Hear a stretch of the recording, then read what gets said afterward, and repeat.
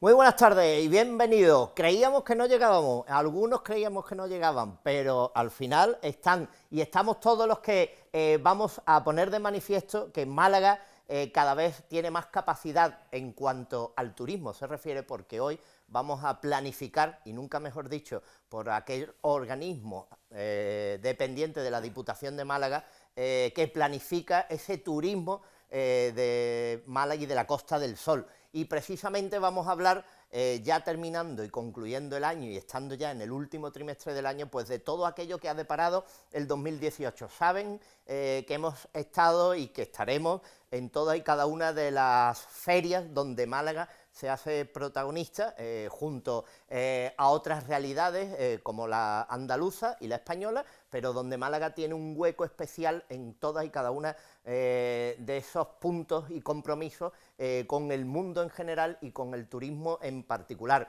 Y nosotros siempre les hemos llevado todas aquellas ferias y les hemos hablado qué se ha puesto de manifiesto en torno al turismo en Málaga, cómo es el turista que viene a Málaga, qué capacidad tiene Málaga de reconocimiento, de acaparación y de fidelización de ese turista. De todo eso le hemos hablado a lo largo de todo este año. Y ahora queríamos pues hacer un pequeño resumen, sintetizar en cómo están las cuestiones del turismo, y para ello qué mejor que contar en el día de hoy con dos de las personas que no dirían más saben de ese turismo, puesto que hay muchas, pero sí unas de las que más están en ese enclave turístico, principalmente, y ya lo conocen, puesto que son muchas las entrevistas y muchos los momentos que hemos compartido en esas diferentes ferias y en esta casa. Don Arturo Bernal, creíamos que no venía, pero al final ha llegado y ha cumplido. Puntual. Buenas noches. Puntual, Es un placer siempre estar desde con esa vosotros. dirección y desde esa gerencia general de esa planificación y turismo de la Costa del Sol, dependiente, como decíamos, de la Diputación de Málaga. Buenas tardes, ahora sí. Buenas tardes. Y don Antonio Aranda, que es secretario gerente de AECOS. Bueno, Antonio, di cuál es la...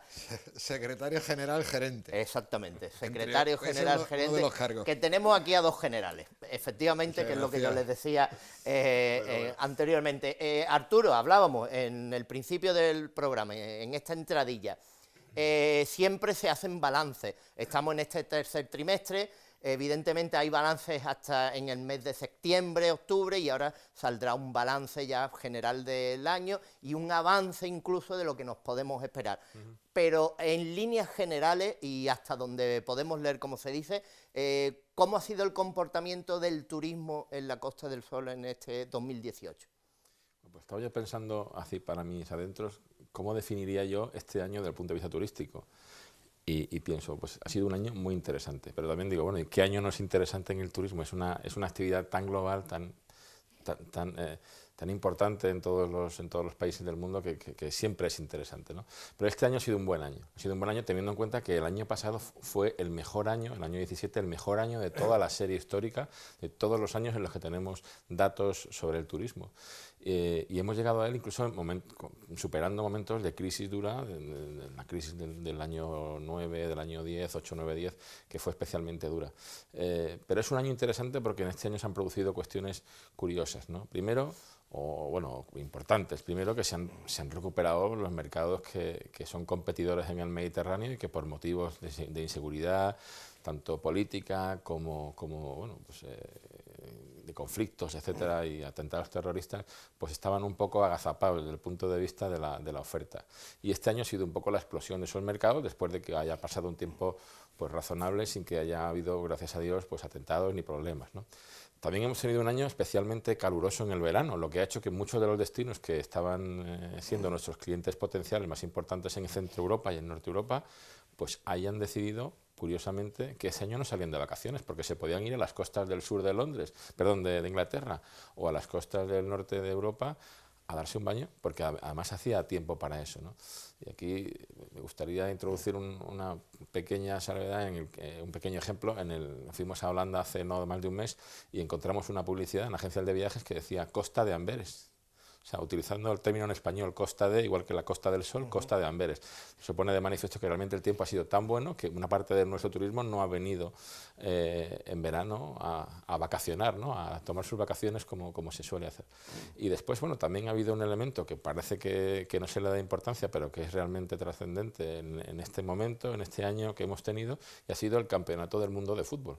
Muchos de los turistas que habitualmente tienen un periodo de tiempo para salir de vacaciones, han decidido que en lugar de hacer su viaje vacacional como todos los años, estaban 2 semanas en Rusia o 1 semana en Rusia para atender por los partidos de fútbol en el que sus respectivas selecciones pues jugaban, ¿no? Entonces todo eso mezclado en una costelera y algún elemento más que tiene que ver con problemas de conectividad aérea, porque algunas compañías pues aéreas han quebrado, como bien sabemos todos en el sector, todo eso ha generado una situación diferente, igual que pasa todos los años. Todos los años tenemos situaciones diferentes que ponen de manifiesto pues eso, una realidad distinta.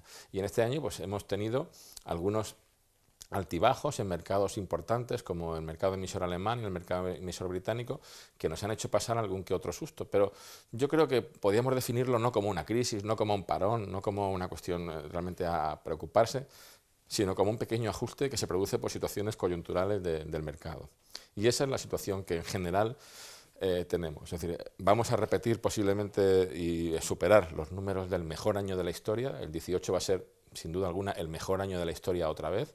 No quizá con los incrementos de los últimos años, pero el mejor año de la historia. Y los retos que se nos ponen por delante son muy diferentes a los que teníamos el año pasado o en los 5 años anteriores. Estamos hablando de retos que tienen que ver con la conectividad, con la mejora de las conexiones aéreas, retos que tienen que ver con la sostenibilidad del destino. Ya no nos preocupamos tanto por retos que hace algunos años eran los que nos quitaban el sueño, como por ejemplo bueno, pues la estacionalidad. Es decir, el hecho de que en verano tuviéramos todo lleno y en invierno tuviéramos algunos hoteles que incluso cerraban por falta de actividad. Eso sigue siendo una realidad, pero ya tiene una, digamos, una visión estructural. Es decir, lo que pasa ya es que no se puede mejorar porque el propio hotelero no tiene la intención de abrir en el mes de invierno, ¿no? Entonces ya no nos preocupan tanto esos problemas o esas situaciones, sino estos que comentaba antes y que tienen que ver con los retos no te diría yo a 10 años, pero en los próximos 5 años. Antonio Aranda, un marcador indiscutible de la bonanza o decadencia del sector turístico es el hotelero, las pernoctaciones, las estancias y todo lo que conlleva y mueve ese sector hotelero. Y evidentemente, si pudiéramos sintetizar, podríamos decir que estamos igual que el año 2017 o el 2018 ha habido algunas variaciones. Bueno, el año 2017, como bien decía Arturo, ha sido el mejor desde que tenemos datos históricos, y el 18 no siempre se puede seguir creciendo, evidentemente. Esto tiene un tope y yo pienso que lo hemos tenido en el 2017. 2018 está siendo un año bueno, bajo mi punto de vista un poquito peor que el año anterior, porque ahora mismo a cierre de estadísticas del INE del mes de septiembre en pernoctaciones hoteleras vamos equilibrados más o menos casi igual que el año anterior, pero sí hemos notado un bajón en lo que son pernoctaciones de apartamentos turísticos. En la provincia de Málaga, el año pasado, me parece recordar de memoria, que cerramos con 26,5 millones de pernoctaciones entre ambos dos, apartamentos turísticos y hoteles, no viviendas con fines turísticos, que hay muchísima confusión con este tema, que son dos temas totalmente distintos. Y este año en apartamentos turísticos llevamos acumulado 4% menos de pernoctaciones, con lo cual este año entiendo que vamos a sufrir un poquito en pernoctaciones. Y en precios medios va por zonas. Hay zonas que han mantenido bien su precio medio con respecto al año anterior y ha habido algunos meses donde en algunas zonas hemos bajado un poquito. Los hoteleros que han hecho bien, pues que hemos hecho bien, el año pasado cuando teníamos esa bonanza y parte de ese turismo era prestado, nosotros siempre hemos estado predicando que hay que fidelizar al cliente, hay que dar al cliente lo que viene demandando. Nosotros que tenemos, bueno, pues tenemos unas instalaciones magníficas, tenemos una seguridad tremenda en España y en Costa del Sol también en particular. Las conexiones no son malas, podrían ser mejor, sobre todo la carretera, la Nacional 340, sabemos todo el problemón que tenemos ahí, que estamos peleando ahora por el tema del tren litoral, como todos sabéis. Pero bueno, eso nos hace cierto daño en épocas muy puntuales, pero la gente sí que entiendo yo que el hotelero ha sabido fidelizar, y una cosa muy importante es que en todos estos años de crisis han sabido invertir en reformar las instalaciones y tenemos una planta hotelera a nivel general en la provincia de Málaga magnífica que compite con cualquier otra. ¿En qué no podemos competir, por ejemplo, con Grecia? Por decir un caso muy cercano, en tema de precio. O sea, el precio que tenemos en Málaga para cubrir gastos no puede ser en la vida el mismo que tiene Grecia. ¿Por qué? Porque empezando por los salarios, en Grecia el coste medio de un empleado está entre 500 y 600 euros mes, y en la provincia de Málaga de media está en 2.400, 2.500, con lo cual nosotros podemos competir y lo hacemos en calidad, tenemos una calidad magnífica, pero no podemos competir en precio. O sea, nosotros tenemos un precio muy equilibrado. Y este año, ¿por qué no se ha notado un bajón como ha pasado en otras zonas turísticas españolas? Porque los hoteleros han sido inteligentes y han sabido mantener el precio equilibrado. La media de subida estaba en un 2,5 o un 3% con respecto al año anterior. En otras zonas turísticas sabemos que han subido un 20, un 25, un 30%. Y nosotros decimos, bueno, ¿qué me estás dando más para subirme un 25 o un 30? El mercado no lo asume. Entonces yo pienso que en Málaga se han hecho bien los deberes, haciendo inversiones, estando a la última en tecnología, damos una calidad fantástica, y yo pienso que este año, al final del año, va a resultar un año muy interesante. Sí. No sé si compartes absolutamente conmigo. Yo añadiría un tema, reforzando uno de los puntos que tú decías, que yo creo que es básico. Cuando hablamos de calidad, yo creo que hay que empezar a concretar desde instituciones y también desde asociaciones de la patronal, en este caso hotelera, a empezar a concretar qué significa eso de la calidad. Es decir, la calidad es lo que percibe el cliente cuando llega. Básicamente son dos cuestiones, son instalaciones y trato humano. O sea, estamos hablando del personal y de su formación, muy importante. El personal en todos los niveles de los servicios que recibe de un hotel, de un taxista, del propio policía, que en algún momento puede tener una interacción con el cliente, con el turista, pero por supuesto también las instalaciones. Nosotros podemos vender a precios mucho más altos de lo que estamos vendiendo y podemos mantenernos en esa estrategia de calidad si somos capaces de tener un buen producto, tanto a nivel de instalaciones y de equipamientos, como a nivel de servicio percibido. Y yo creo que ahí hay que verdaderamente romper una lanza en favor de los empresarios, también de los trabajadores que se han preocupado por su formación, pero que esas dos cosas son críticas. Los empresarios. El informe Colliers, que sale cada verano y pone de manifiesto cuál es el nivel de inversiones que se han hecho por parte de los destinos en mantener, bueno, pues de inversiones en rehabilitación, en transformación de instalaciones y fundamentalmente de hoteles, dice que la Costa del Sol está en el top 5 de España, es decir, está en los 5 primeros destinos que más han invertido para renovarse, que más han invertido para transformar su producto, ¿no? Para precisamente estar en la senda de la calidad. Y cifraba en casi 200 millones de euros lo que se ha invertido en los 3 últimos años. Son cantidades importantes. Estamos hablando solamente de transformación, no el dinero que se gasta en la compra de un hotel, sino el dinero que después se dedica a la rehabilitación, a la reforma o al adecentamiento o a lo que sea, ¿no? Entonces, es una cantidad que yo creo que es importante y que pone de manifiesto precisamente ese esfuerzo que hacen ellos, ¿no?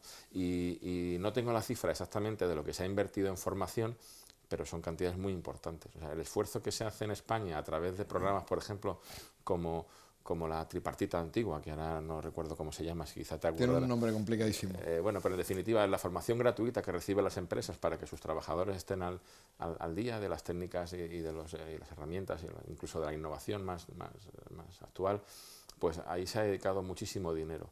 Pero ese dinero es fundamental, tanto el que se dedica a renovación hotelera y a transformación, como el que se dedica a formación. Esa es la calidad. Todo lo demás no sirve para nada. Son cuestiones que se quedan en el discurso, que se quedan en la teoría, que no llegan a apreciarse por el que tiene que valorarnos, ¿no? Y al final, nos guste o no, uno entra en internet, se mete en una página que se llama TripAdvisor y dice, ¿cuánto está calificado este hotel? 9,5, voy. Porque nos guste o no nos guste, al final es verdad que el turismo es dos cosas, alojamiento y conectividad. Cuando uno entra a unas vacaciones, quiere irse de viaje, de negocio, de lo que sea, lo que busca es a qué hotel me voy y cómo llego al destino. Entonces está buscando un avión y un hotel, o un avión y un apartamento turístico, o más modernamente, si me permite la patronal hotelera, pues un avión y la vivienda turística también, ¿eh?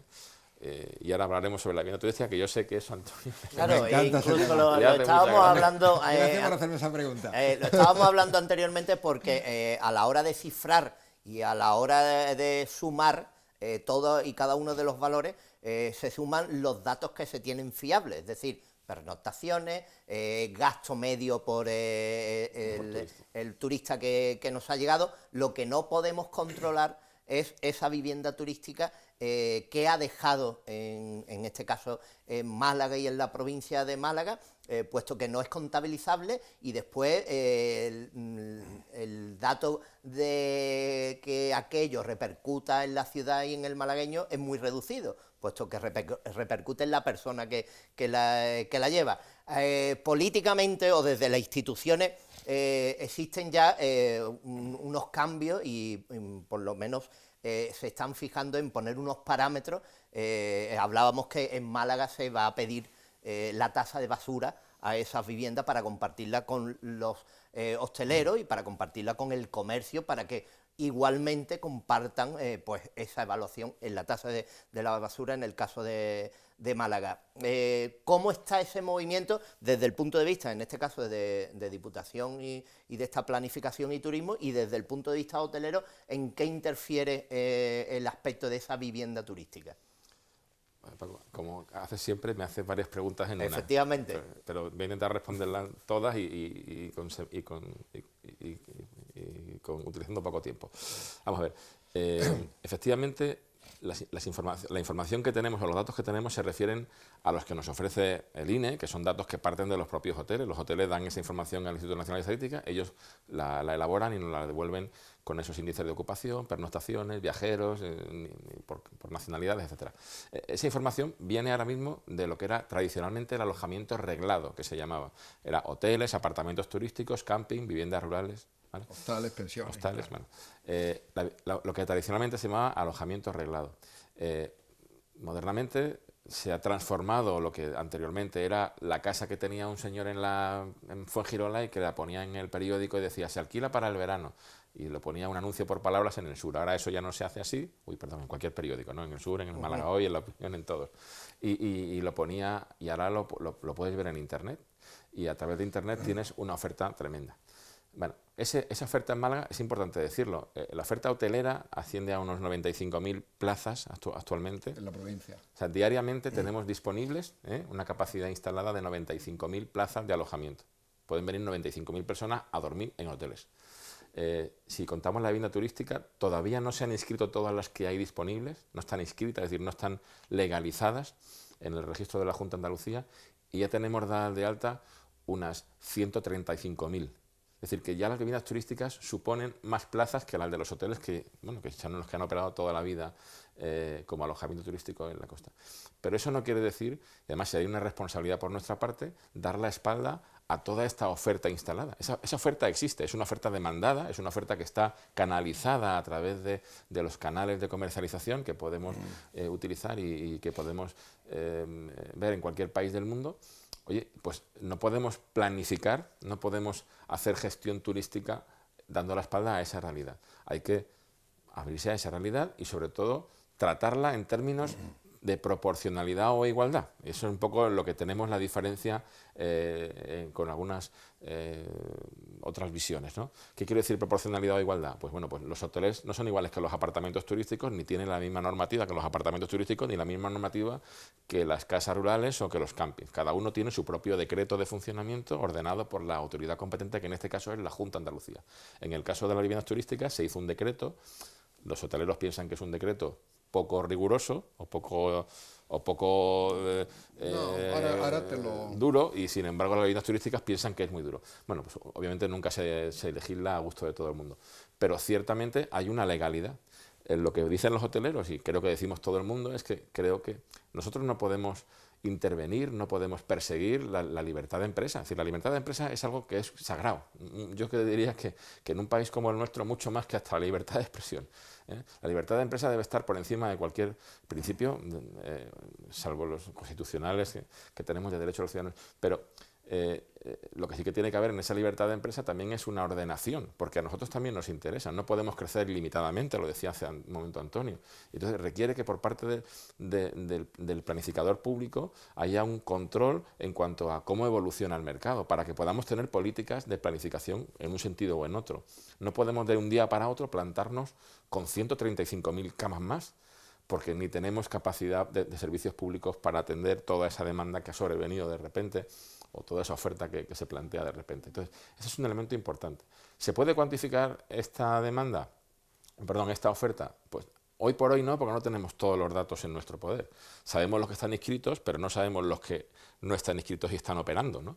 Calculamos que la diferencia de los que faltan por inscribirse aproximadamente es un 40% de lo que ya hay. Es decir, que estaríamos hablando de que podríamos llegar a tener cerca de 200.000 plazas de viviendas turísticas operando en la realidad y solamente unas 135 o 140.000 inscritas, ¿no? Es decir, esto es para tratar de dimensionar de qué situación, que no digo problema, estamos hablando.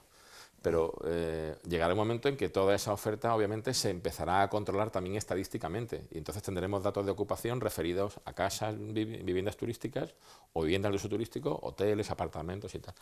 Y en lo que decía antes Antonio, pues claro, si tú comparas todo el alojamiento arreglado con la vivienda turística, quizá el que salga más perjudicado porque es donde hay mayor igualdad o mayor similitud es en el apartamento turístico. El hotel es bien diferente a la vivienda turística, el camping lo es, también lo es la casa rural. Es decir, ¿dónde realmente se dan las mayores similitudes? Pues entre una vivienda de uso turístico y un apartamento, porque básicamente, en cuanto a lo que se refiere a la unidad de alojamiento, es lo mismo. Obviamente no se entiende que ambas tengan tantas diferencias en cuanto a sus reglamentaciones. Por eso, desde el sector hotelero se dice, queremos ser iguales que la vivienda turística, o que la vivienda turística sea igual que nosotros, o nosotros que ellos. Lo que no pueden plantearse son dos sistemas tan diferentes. Y yo creo que tanto los gestores hoteleros como los gestores de vivienda turística están en vías de encontrarse. Me parece que yo asisto a muchas reuniones en ese sentido y los veo realmente en la idea de llegar a acuerdos y que este tema se resuelva, como digo, en esa línea de libertad de empresa, en esa línea de igualdad y de proporcionalidad a la hora de aplicar pues, impuestos, etcétera. Y es una realidad más, es una realidad que responde a necesidades de turistas que vienen a la Costa del Sol precisamente porque hay vivienda turística y tenemos que ser capaces de gestionarla igual que otras modalidades. Antonio. Yo en este tema quería decir que hay una idea equivocada de que los hoteleros estamos en contra de las viviendas con fines turísticos y es totalmente al contrario. Las viviendas con fines turísticos han venido para quedarse, nosotros lo sabemos, eso es un producto, como ha dicho Arturo, ya existía, lo que pasa es que no se anunciaba por internet, y desde AECOS fue de donde se empezó a empujar a la Junta de Andalucía para que se hiciera un decreto que regulase eso, porque eso era una actividad alegal, porque no estaba regulado, evidentemente, y nosotros fuimos los primeros que potenciamos ese tema. Sí. Digo porque también la gente que nos esté viendo, que no diga, los hoteleros que nada más quieren el pastel para ellos, no es verdad, lo único que sí decimos es que queremos igualdad de condiciones. Como las viviendas con fines turísticos no son una actividad económica, no pagan IVA, no pagan según qué impuestos como nosotros, no pagan IAE, no pagan impuestos de sociedades. Nosotros tenemos aproximadamente unos 19.000 empleados de forma directa en nuestros establecimientos. Los de las viviendas turísticas no se sabe porque no hay ningún control ahí de nada. Claro, no hay ni baremo ni hay nada que... O sea, no podemos hablar. Ahí las únicas estadísticas son las que dicen ellos mismos, ¿no? Que claro, yo puedo decir que yo soy el más bonito del mundo, o mi madre, por ejemplo, pero no lo tiene por qué decir el resto. Nosotros hemos crecido este año en empleo con respecto al año anterior en un 2%.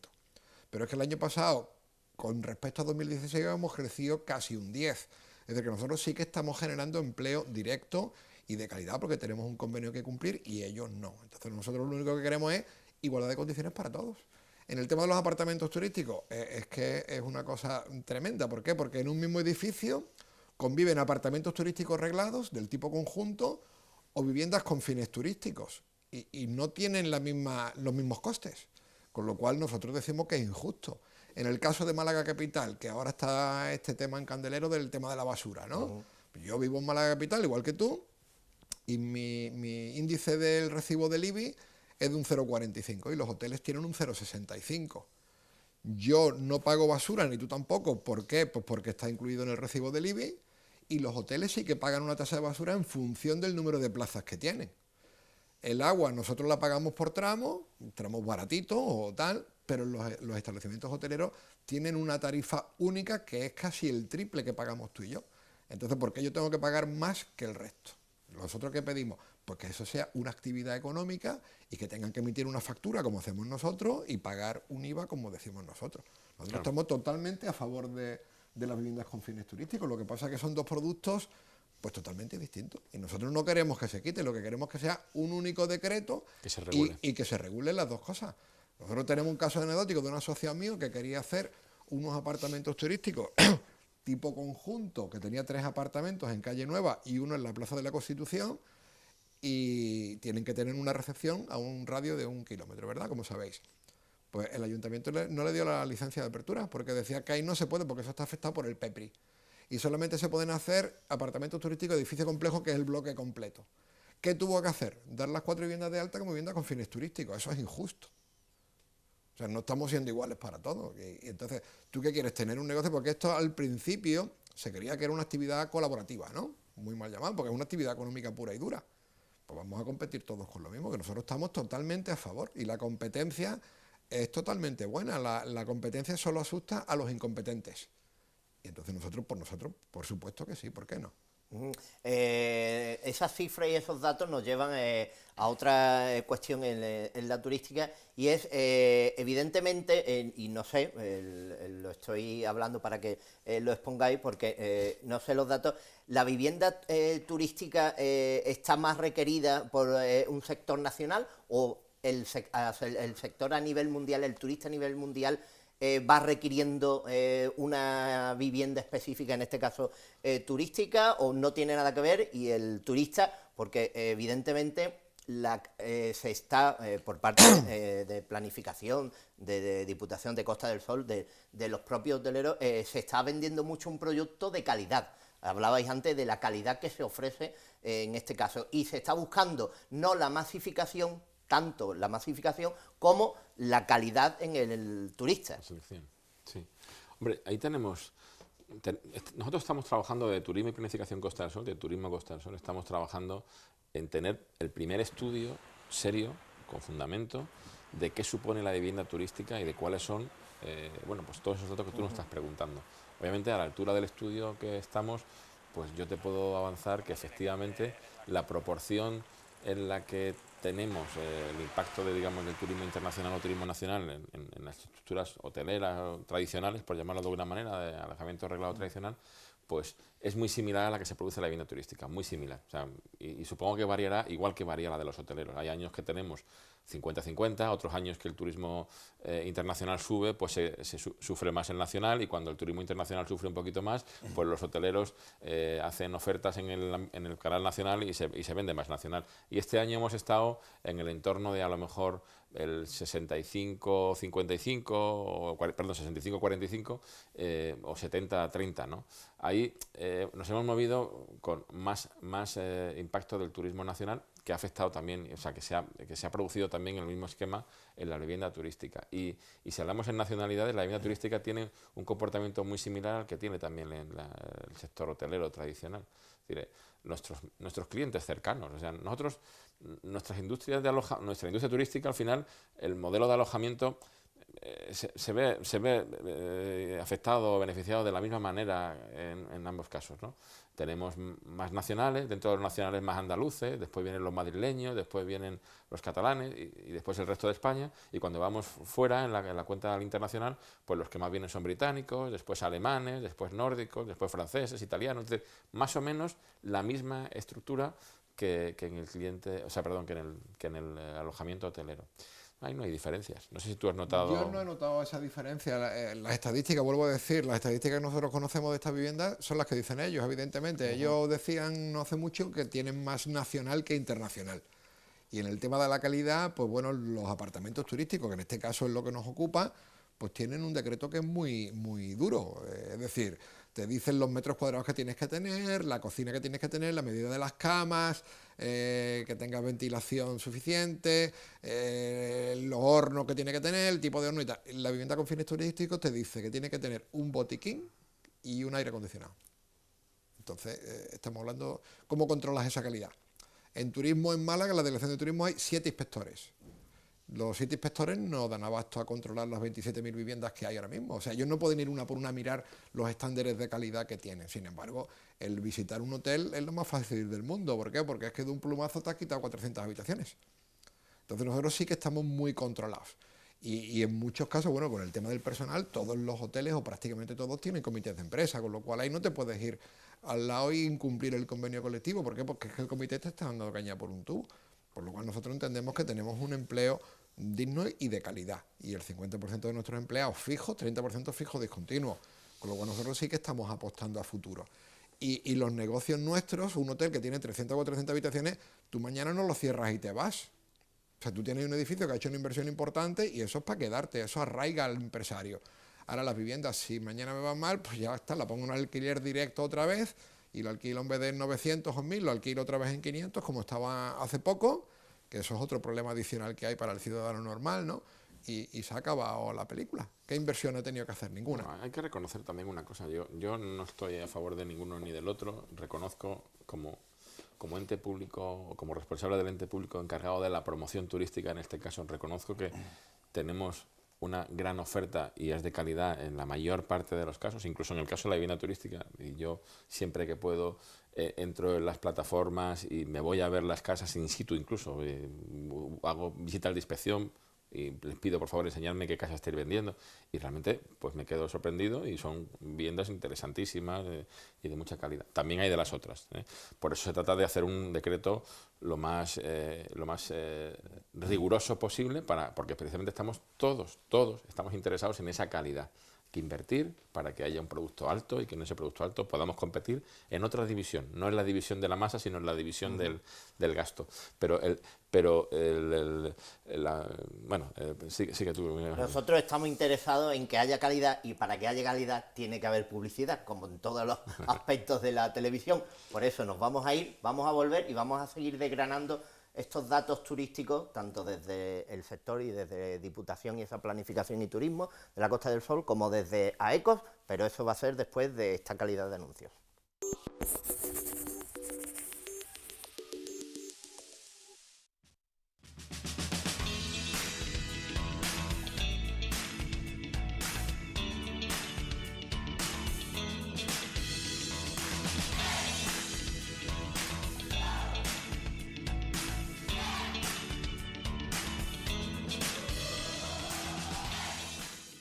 El Ayuntamiento de Málaga abre una nueva convocatoria de ayudas a la rehabilitación de edificios en el centro histórico y en barriadas. El plazo para solicitarlas es del 30 de octubre al 28 de noviembre. Infórmate en el 010 o en la web del Instituto Municipal de la Vivienda, imv.málaga.eu.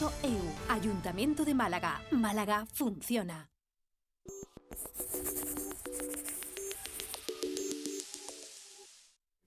Volvemos, que decíamos que había que ir y hacer una visita turística por esos anuncios y por esos escaparates malacitanos. Estábamos hablando, y les recuerdo que estábamos hablando de turismo, de esa planificación de los datos que a día de hoy podemos contar con ellos, de las pernoctaciones, de la calidad del turismo, de los hoteles, de las viviendas turísticas y de la complejidad que tenía todo el movimiento en torno a las mismas. Y lo hacíamos, y les recuerdo que estamos con Arturo Bernal y con Antonio Aranda, tanto gerente, monta gerente como uno y otro, directores generales también y secretarios por parte de Antonio de AECOS.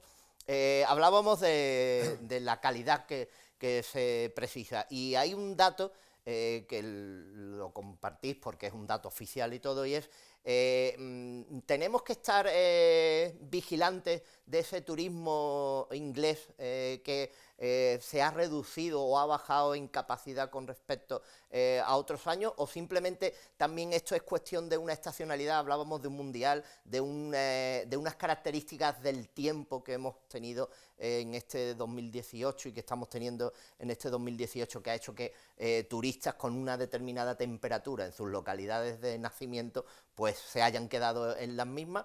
Tenemos que potenciar y recuperar en la medida de lo posible, puesto que la recuperación no es tan grande como se piensa, pero hay otro turismo, el francés, que sí ha subido, el alemán, pero el turismo inglés es tan fundamental para los hoteleros, para la Costa del Sol y para el turismo en Málaga. El turismo inglés es nuestro principal cliente extranjero, siempre lo ha sido. Y pues no sé, tú le preguntas a cualquier empresario que si para él es importante, su primer cliente te dirá que sí. Y obviamente se demuestra en la cantidad de inversión y de gasto que nosotros hacemos con respecto a ese mercado, no solamente nosotros, pero obviamente todos los proveedores de servicio a nivel de la provincia de Málaga y de la Costa del Sol, ¿no? Es un cliente muy importante. Es un cliente que nos aporta al año aproximadamente en torno de los 3 millones de turistas, ¿no? 26% más o menos. Sí, es del total. una cifra muy considerable. Todo nuestro mercado cercano es nuestro cliente fundamental. Y estamos hablando de Reino Unido, de Francia, de Italia, pero los importantes, y por este orden, Reino Unido, Alemania, países nórdicos, Francia, Italia y después pues Centro Europa, que va cogiendo cada vez más importancia. Claro que es importantísimo. Y todo lo que le pasa al turismo inglés a nosotros nos preocupa.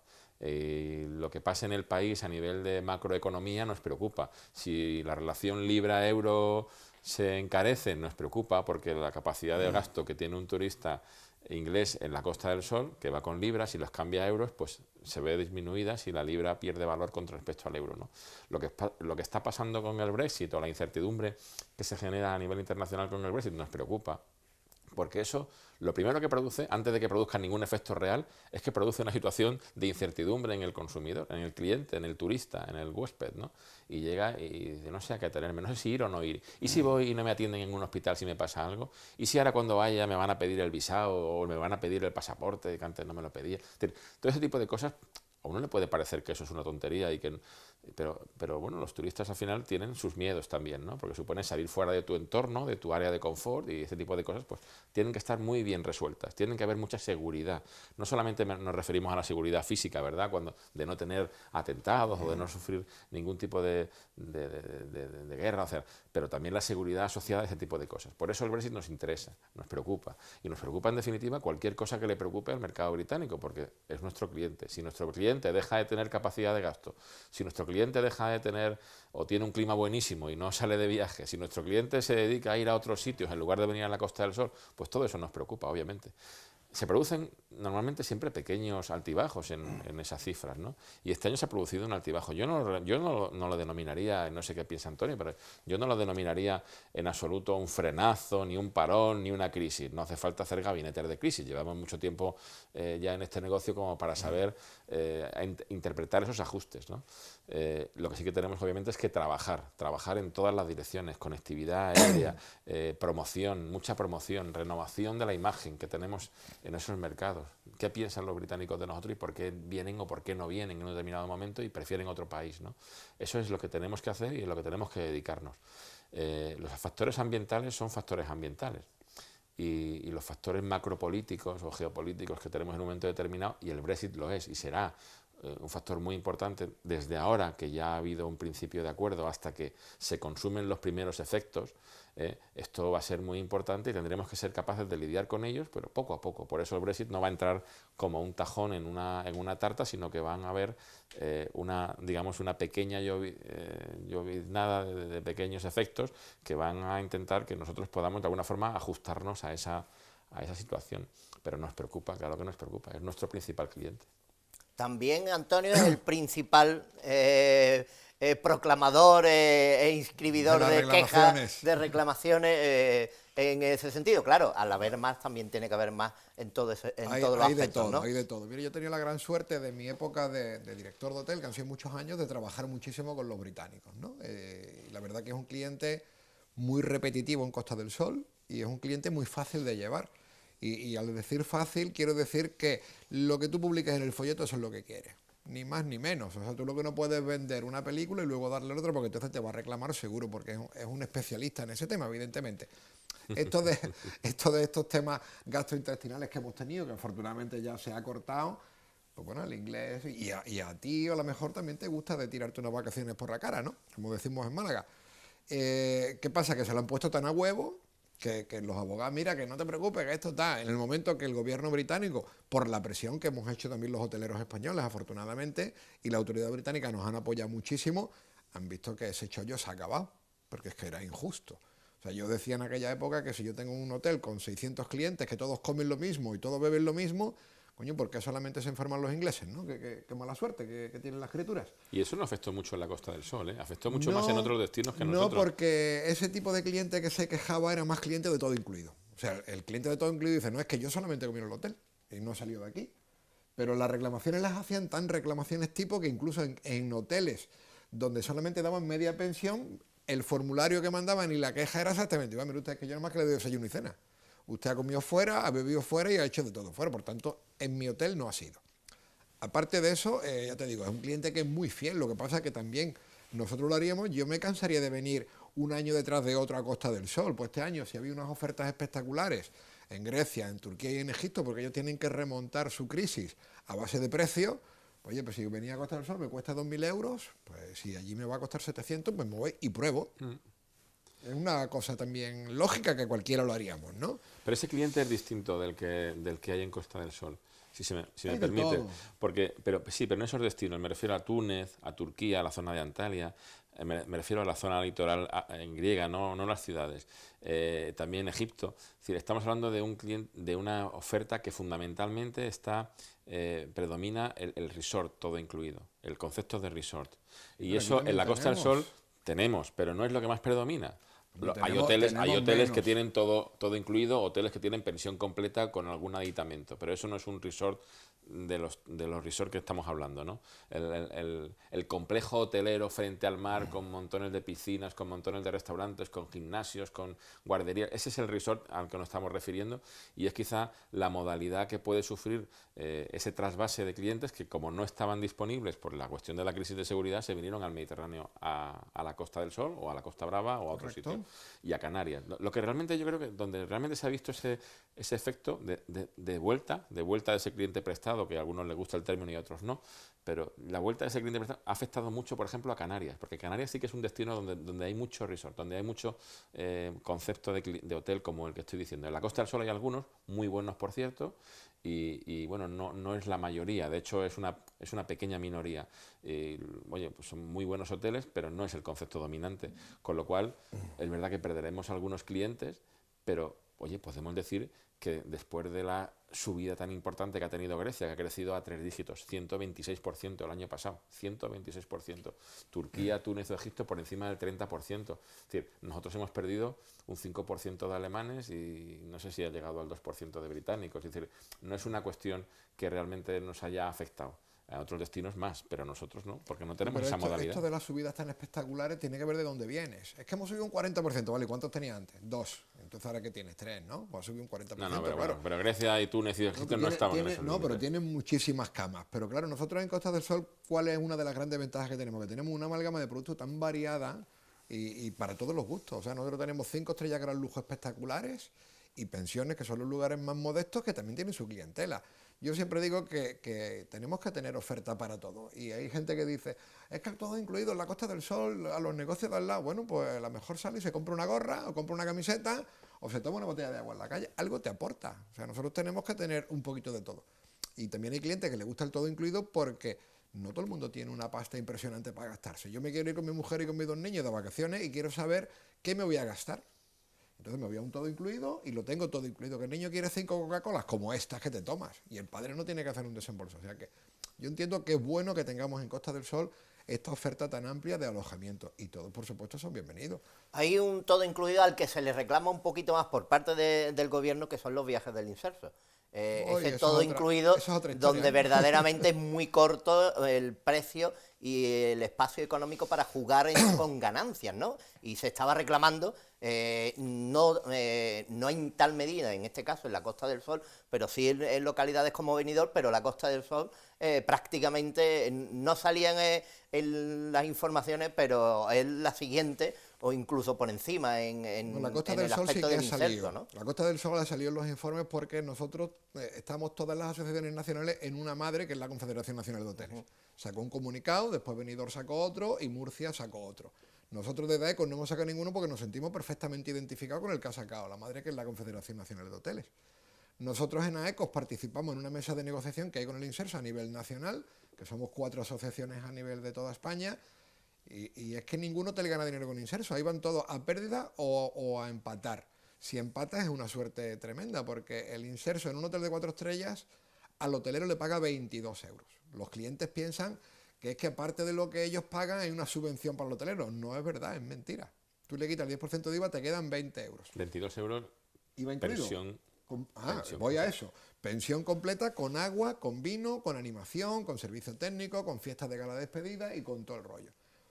Entonces, ¿dónde está el negocio? No hay negocio. Tú mantienes el empleo, que sí, que la ventaja que tiene es que te pagan a las 2 semanas de salir el cliente, no como en otros casos a 45 o 60 días. Pero el que hace aquí el gran negocio del siglo es el gobierno. El gobierno por cada euro que invierte recupera 1,5 euros. ¿Por qué? Básicamente porque los empleados se quedan trabajando, no van al paro, las empresas pagan seguridad social, las empresas pagan IVA, las empresas compran pescado, carne, fruta, verdura y tal. Entonces hay un negocio alrededor tremendo y de todo eso se beneficia al gobierno. O sea que nosotros en Málaga tenemos afortunadamente todas las plazas llenas todos los años, se cumple el 100%, que nosotros tenemos en torno a 700.000 pernoctaciones año, hay 19 hoteles que participan en el programa y siempre se vende de las primeras, o sea, en Málaga nunca hay plazas de vuelta, ¿no? Pero el precio sí que es una vergüenza. ¿No? Están vendiendo justamente en el límite de lo que se llama el punto muerto en términos económicos, es decir, a partir de ese precio y con el límite de ocupación que tiene un hotel, es cuando el hotel empezaría a ganar el primer euro. Es decir, que ellos están empatando o perdiendo, como dice, por cada habitación que venden. Es decir, cada persona y día en pensión completa 21 euros. Esa es la mejor oferta que nos encontraríamos en... Yo no he visto nada igual para nosotros, ¿no? La vida. Y 700.000 pernoctaciones son muchísimas. Es decir, la Costa del Sol en el programa del Inserso General es un buen cliente. Y yo también quiero romper una lanza, con independencia de que obviamente sea un programa complicado para los hoteleros de mantener y todo esto, pero hay que romper una lanza en favor del programa que ha funcionado en España durante muchísimos años y que ha permitido que mucha gente tenga la posibilidad de viajar. Porque el viajar, el turismo, no solamente es un negocio, es una ventana abierta a la cultura y al intercambio de tradiciones.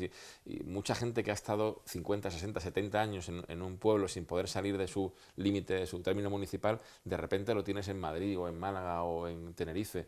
Y para ellos, obviamente, es un descubrir una cultura absolutamente nueva y eso produce enriquecimiento también.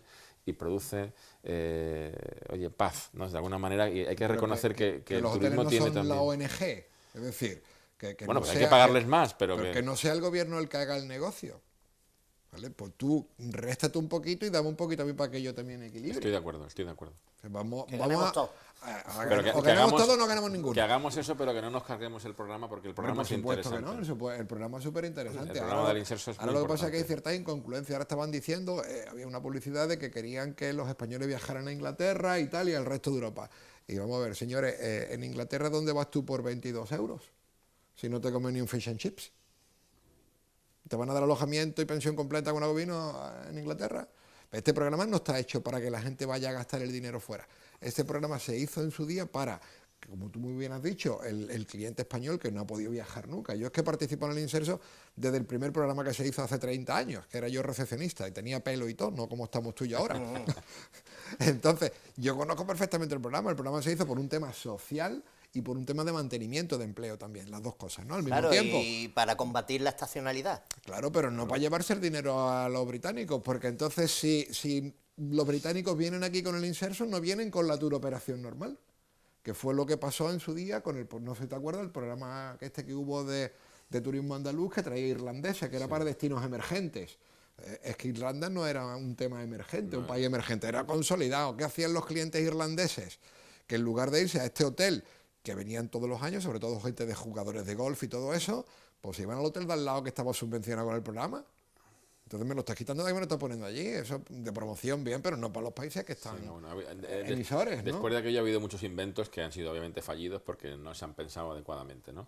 Pero el programa en sí yo creo que es un programa interesante, que es un programa que debe seguir existiendo, que debe haber una reflexión por parte del Gobierno de España en el sentido de valorar que, como dice Antonio, los hoteles no son ONG, están dispuestos a participar, están dispuestos a tener un precio razonable, que a lo mejor no estamos hablando de 22, sino estamos hablando de 35, pero suficientemente razonable como para seguir manteniendo el programa, que ellos no pierdan dinero, que ellos no vean peligrar el programa por la parte de que la oferta desaparezca, ¿no?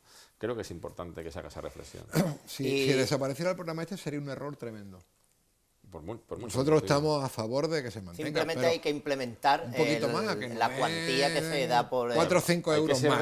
Hay que ser realista. 4 o 5 euros más estaríamos contentos. Nosotros estamos contentos porque el tiempo se nos pasa y hemos hablado de datos, pero hemos hablado de muchas cuestiones interesante. No quisiera irme, en los pocos minutos que tenemos, estamos hablando de formación, estamos hablando de inversión, y hay una inversión que se habla muchísimo y que lleva muchísimos años hablándose de ella y depende también o interfiere en la Costa del Sol, y es el saneamiento integral de la Costa del Sol, que es muy importante en todo esto de lo que estamos hablando. Y evidentemente teniendo a Antonio con nosotros y perteneciendo también a diferentes estructuras, sobre todo a ese saneamiento, siempre planteamos cómo nos encontramos, en qué vislumbramos en cuanto a ese saneamiento integral, porque siempre lo hemos tenido en todos los debates, en todas las tertulias, en todas las preguntas que se hacen. ¿Cómo estamos? La mejora, el mantenimiento. Pues la gente que esté viendo el programa y que me conozcan dirá, ahí la has dado Antonio, porque es mi tema favorito. Los demás ya nos podemos ir. Ya, algunos acá de Antonio. Algunos que salen acá y que no tendrían que estar. Este es un tema complejo y, bueno, nosotros, AECOS, fundó un foro para el seguimiento del saneamiento integral de la Costa del Sol en el año 2010, y este foro lo formamos 39 asociaciones, incluyendo Turismo y Planificación, por supuesto, Cámara de Comercio, la CEM, hay algunos ayuntamientos y tal. ¿Y qué es lo que pretendemos con este foro? Pues decir las verdades cuando tocan, y somos totalmente apolíticos, no cobramos nada, ese foro no tiene fondos, ni tiene, ahí cada uno hace lo que puede de buena forma y porque queremos y nos da la gana. ¿Y qué defendemos? Pues que en Costa del Sol llevamos 40 años reclamando el saneamiento integral, y es una vergüenza que estamos en 2018 acabando y todavía tenemos unos puntos negros increíbles, que esto no es ni bueno que se sepa muchas veces según qué cosas, ¿no? Porque ahí tenemos Nerja, por ejemplo, que no tiene depuradora aún y tiene en verano 100.000 habitantes. Tenemos varios puntos negros que son Nerja ahora mismo, que está a punto de finalizar, que ya entrará en pruebas la depuradora en el primer semestre. La depuradora del Bajo Guadalhorce, que cogerán los municipios de Árora, Pizarra y Coín, y empezará en fase de prueba antes de final de año, y la otra que está un poquito todavía más verde, que es la de Alaurín el Grande y Cártama, que también afecta a unos 50.000 habitantes. Todas esas aguas residuales que van al río Guadalhorce desembocan en el mar. Eso lo tenemos que tener claro. Y lo que le pedimos muchas veces, porque hay veces que en las instituciones no nos quieren escuchar, en este caso la Consejería de Medio Ambiente es muy reacia a reunirse con el Foro de Saneamiento, no sabemos por qué, porque no le vamos a pedir dinero. Lo que sí le hemos pedido muchas veces ayuda a la Consejería de Turismo, que le decimos, señor consejero, ustedes se gastan todos los años 80 millones de euros en promoción. Apriétenle un poquito a sus compañeros del despacho de al lado, que son de medio ambiente, porque ustedes se gastan dinero en promoción, en traer gente aquí y luego llegan a las playas y ven lo que ven, en muchos casos, ¿no? Y ahora estamos también reclamando mucho el tema de la separación de pluviales, porque en verano, más o menos por aquella zona occidental, vamos bien, porque están todas las zonas bien conectadas, pero en el momento que caen 4 gotas, como la separación de pluviales no está hecha en casi ningún municipio, Málaga es una de las excepciones que tiene ya un 50% hecho, pues los colectores se colapsan, tienen que abrir y soltar toda la mierda al mar. Y los colectores que van por la zona occidental, que son del año 1978, de hormigón, porque los vimos en su día una fuga que hubo y se abrieron aquello, eran unos colectores de hormigón del año 1978, de dragados, era el que los puso, ¿te acuerdas o no? O sea que es impresionante. Máxime cuando todos los andaluces, los que tenemos depuradora y los que no la tienen, pagamos un canon de saneamiento a la Junta de Andalucía, que yo un día que me invitaste al programa traje mi recibo y le dije a la gente, en la parte de abajo del recibo pone canon de saneamiento autónomo, canon autonómico. Eso es un 15% del recibo. Y llevan recaudado más de 400 millones. Sin inversión ninguna. ¿Y dónde han invertido los 400 en millones? Un 12%. No lo sé dónde lo han invertido. Hace un año justamente cifrábamos el importe que quedaba pendiente de saneamiento digamos, por terminar y por lograr ese saneamiento integral en no más de 300 millones de euros. No más. Y ya se habían recaudado 400. Era incomprensible para nosotros como si la Administración Autonómica, la Junta de Andalucía, había recaudado ese dinero, cómo no lo estaba empleando en el fin para el cual se recauda, que es doblemente incomprensible. Es un canon finalista, o sea, solamente solo se puede dedicar a eso. Uh-huh. Entonces, ¿dónde está ese dinero? Pues está en un limbo que Yo no obviamente... lo tengo, Bueno, lo peor, y no solamente es malo por eso, Antonio, sino porque es que a nosotros la Comunidad Europea nos multa por no tener el saneamiento terminado. O sea, imagínate que el primer negocio, la primera actividad económica de un país, no sé, voy a decir Francia, con sus quesos, pues que de repente la Comunidad Europea le multara sistemáticamente cada año porque el queso no era de calidad. ¿Qué sería para los quesos de Francia o de Holanda ese marchamo? ¿No? Pues sería terrible. Pero no te va a Europa, Arturo. Ríete con lo que te voy a contar. Por ejemplo, el Ayuntamiento de Laurín el Grande o Coín, ellos tienen que verter al Guadalhorce porque no tienen depuradora. Pagan a la Junta de Andalucía un canon por verter. Y ahora la Junta de Andalucía le analiza las aguas que vierte y los multa porque las aguas no están depuradas. Pero vamos a ver, esto es de loco. Esto es rizar el Nosotros rizo. lo que no podemos verter es más tiempo, porque se nos va, afortunadamente, hablando de todas aquellas cuestiones que tienen que ver con el turismo, con lo cual nos permite estar siempre en contacto con esta industria.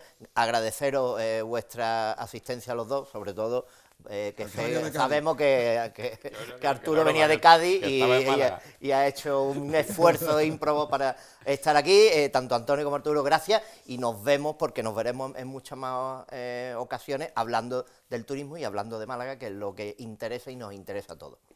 Pues un placer, muchísimas gracias. Estaremos siempre disponibles para contaros lo que pasa en el tema del turismo. Claro. Encantado de compartir con vosotros. Y nosotros nos volveremos a ver la semana que viene, como siempre, porque, como también siempre les digo, este es nuestro único objetivo: Málaga.